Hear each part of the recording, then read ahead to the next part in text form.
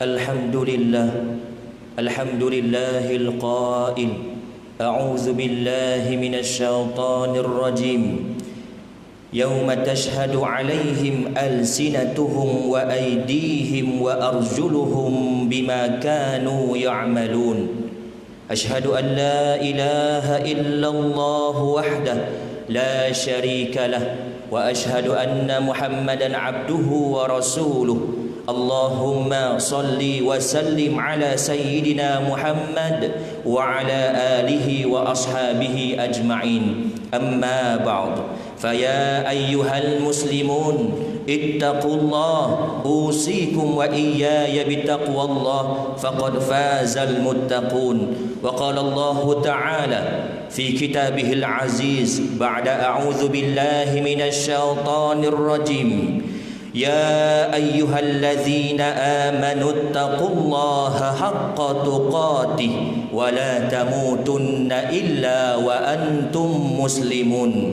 Tuan-tuan yang dirahmati dan dimuliakan Allah sekalian, pada hari yang penuh keberkatan ini, Sayyidul Ayyam, penghulu segala hari, saya berpesan kepada diri saya dan menyeru pada jemaah sekalian agar sentiasa meningkatkan ketakwaan kepada Allah Subhanahu wa taala dengan mematuhi segala titah perintahnya dan meninggalkan segala larangannya. Moga-moga dengan usaha kita ini akan dapat memperteguh lagi ketakwaan dan lebih mendekatkan diri kepada Allah Subhanahu wa taala.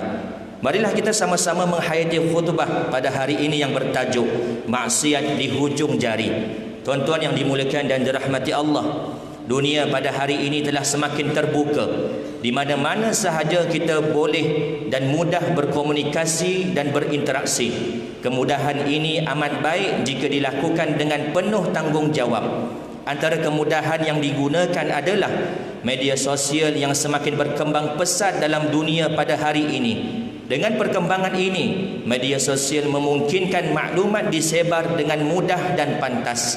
Walau di mana kita berada, segala bentuk data dan maklumat boleh disebar hanya di hujung jari. Perkembangan teknologi komunikasi pada hari ini amat besar cabarannya, kerana jika tanpa iman, ia boleh mengundang keburukan. Namun, persoalan yang hendak kita fikirkan pada hari ini, sejauh manakah setiap daripada kita ini bertanggungjawab dalam menyebarkan maklumat yang diperolehi dan bagaimana menyampaikannya kepada orang lain. Amat malang sekali terdapat sesetengah daripada kita yang amat teruja menyebarkan sebarang maklumat tanpa usul periksa demi memastikan hasratnya tercapai. Apakah kita tidak rasa bertanggungjawab untuk menggunakan teknologi komunikasi demi kemaslahatan seluruh manusia? Tidak rasa berdosakah kita menyebarkan segala data dan maklumat yang tidak betul melalui telefon bimbit atau komputer tanpa memikirkan perasaan orang lain? Apakah kita membiarkan jari jemari kita ini digunakan untuk kemaksiatan terhadap Allah Subhanahu wa taala? Ingatlah, suatu masa nanti tangan kita inilah yang akan dipertanggungjawabkan di hadapan Allah Subhanahu wa taala atas segala tindakan yang dilakukan. Firman Allah Subhanahu wa taala dalam surah Yasin ayat 65, A'udzubillahi minasyaitonir rajim. Al-yawma nakhtimu ala afwahihim wa tukallimuna aydihim wa tashhadu arjuluhum bima kanu yaksibun. Pada hari ini kami tutup mulut mereka, tangan mereka akan berkata kepada kami, dan kaki mereka akan memberi kesaksian terhadap apa yang dahulu mereka kerjakan. Tuan-tuan yang dimuliakan dan dirahmati Allah, sesungguhnya Allah Subhanahu wa taala mengurniakan kita panca indera adalah untuk melakukan ibadah kepadanya, bukan untuk membuat maksiat dan dosa. Jika jari dan tangan yang kita gunakan ini untuk menyakiti orang lain, bererti kita telah khianat kepada amanah Allah. Kalau dahulu kita menyakiti orang lain dengan melakukan kekerasan tubuh badan, namun pada hari ini dengan kemajuan teknologi, kita mudah sahaja menyakiti hati orang lain, bahkan lebih memburukkan keadaan hanya dengan menyebarkan fitnah dan cacian menggunakan kehebatan tangan sendiri. Berapa ramai yang telah kita sakiti dengan kata-kata dan tulisan kita dalam Facebook, WhatsApp, Instagram dan Twitter. Sesetengahnya merasa seronok terlibat dengan perkara dosa dan maksiat seperti ini. Mudah sahaja menambah dosa dengan mengumpat, menyakiti orang lain, bertengkar dan memaki hamun dalam media sosial, hingga kan ada yang sanggup kafir mengkafir orang lain hanya disebabkan perkara kecil yang boleh diselesaikan. Namun perkara ini tidak diambil berat, hingga kan ada yang sanggup putuskan tali silaturahim untuk memenangkan kelompok dan pendirian sendiri. Bukankah ini suatu kelemahan yang harus dipandang serius, kerana sikap sedemikian boleh mengundang dosa terhadap Allah Subhanahu wa taala. Tangan dan lisan kita ini adalah tanda iman kita kepada Allah Subhanahu wa taala. Gunakanlah ia untuk kebaikan, kerana ianya adalah akhlak yang baik dan disebut sebagai disebut banyak sekali dalam hadis Nabi SAW. Abu Musa Al-Ash'ari radhiyallahu anhu bertanya kepada Rasulullah SAW dengan katanya, "Ya Rasulullah, ayyuhal muslimina afdal?" Qala, "Man salimal muslimuna min lisanihi wa yadihi." Wahai Rasulullah, orang Islam yang bagaimanakah yang paling utama? Baginda menjawab, orang yang kaum muslimin selamat dari lisannya dan tangannya. Hadis riwayat Al-Bukhari dan Muslim. Tuan-tuan yang dimuliakan dan dirahmati Allah, di kesempatan khutbah pada hari ini, khatib ingin menasihati semua jemaah sekalian, termasuk diri khatib sendiri, agar sentiasa berwaspada dalam setiap tindakan kita, agar tidak mudah melakukan dosa di hujung jari kita. Mari sama-sama kita renung diri kita. Berapa kalikah kita menaip dan menghantar maklumat yang mengajak manusia kepada kebaikan dan pahala, ataukah hanya dosa sahaja? Jangan kerana nafsu yang menguasai diri, kita sanggup menjadi golongan yang menggunakan tangan menambah dosa-dosa. Jadilah insan yang baik dan bertanggungjawab dalam menggunakan media sosial dengan menekankan perkara-perkara seperti berikut. Yang pertama, sentiasa mengetahui dan menggunakan media sosial pada hari ini dengan sikap bertanggungjawab dan tidak melakukan adu domba kepada orang lain yang boleh mengundang dosa di hadapan Allah Subhanahu wa taala. Yang kedua, kita seharusnya beramanah dalam setiap tulisan dan kata-kata yang ditulis dalam media sosial, kerana jika tidak benar, ianya boleh mengundang kecelakaan dan krisis dalam masyarakat. Oleh itu, elakkan menyebar maklumat yang tidak benar. Dan yang ketiga, amalkan budaya semak sebelum sebar sebarang maklumat dan perkara yang kita terima dalam media sosial. Janganlah kita menjadi golongan yang bukan hanya melakukan amal jariah, tetapi dosa jariah. Firman Allah Subhanahu wa taala dalam surah Al-Hujurat ayat yang ke-6, A'udzubillahi minasyaitonir rajim. Ya ayyuhalladzina amanu in ja'akum fasiqun binaba'in fatabayyanu an tusibu qauman bijahalatin fatusbihu ala ma fa'altum nadimin. Wahai orang-orang yang beriman, jika datang kepada kamu seorang fasik membawa sesuatu berita, maka selidikilah untuk menentukan kebenarannya, supaya kamu tidak menimpakan sesuatu kaum dengan perkara yang tidak diingini dengan sebab kejahilan kamu mengenainya, sehingga menjadikan kamu menyesali apa yang telah kamu lakukan.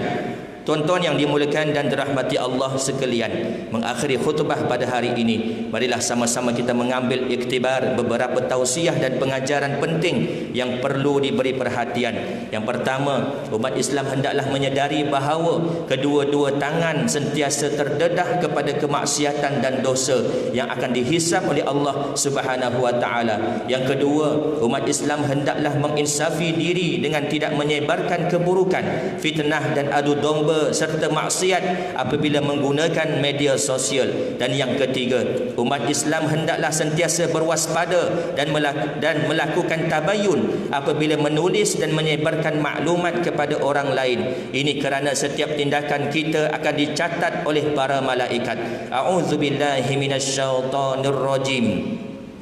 Ma yalfizu min qawlin illa ladaihi raqibun atid. Tidak ada suatu kata yang diucapkan melainkan ada di sisinya malaikat pengawas yang sentiasa sedia mencatatnya. Surah Qaf ayat ke-18. Barakallahu li wa lakum fil Qur'anil azim wa nafa'ani wa iyyakum bima fihi minal ayati wadh-dhikril hakim wa taqabbala minni wa minkum tilawatah innahu huwas samiul alim. أقول قولي هذا وأستغفر الله العظيم لي ولكم ولسائر المسلمين والمسلمات فاستغفروه إنه هو الغفور الرحيم. اللهم إنا نسألك بحرمة هذا اليوم المبارك أن تكشف عنا كربتنا وأن تغفر لنا ذنوبنا وأن ترزقنا من حيث لا نحتسب برحمتك يا أرحم الراحمين والحمد لله رب العالمين.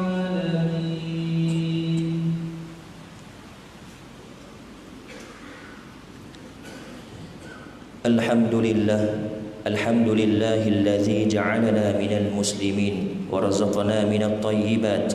أشهد أن لا إله إلا الله وحده لا شريك له وأشهد أن محمدا عبده ورسوله. اللهم صل وسلم وبارك على سيدنا محمد وعلى آله وصحبه ومن تبعهم بإحسان إلى يوم الدين. أما بعد فيا عباد الله اتقوا الله أوصيكم وإياي بتقوى الله فقد فاز المتقون. وقال الله تعالى أعوذ بالله من الشيطان الرجيم إن الله وملائكته يصلون على النبي يا أيها الذين آمنوا صلوا عليه وسلموا تسليما. اللهم صل وسلم على سيدنا ومولانا محمد سيد المرسلين وارض اللهم عن أصحابه وقرابته وأزواجه وذرياته أجمعين. اللهم اغفر للمسلمين والمسلمات والمؤمنين والمؤمنات الأحياء منهم والأموات إنك سميع قريب مجيب الدعوات ويا قاضي الحاجات. اللهم أعز الإسلام والمسلمين وأهلك الكفرة والمبتدعة والمشركين ودمر أعداءك أعداء الدين وانصرنا على القوم الكافرين.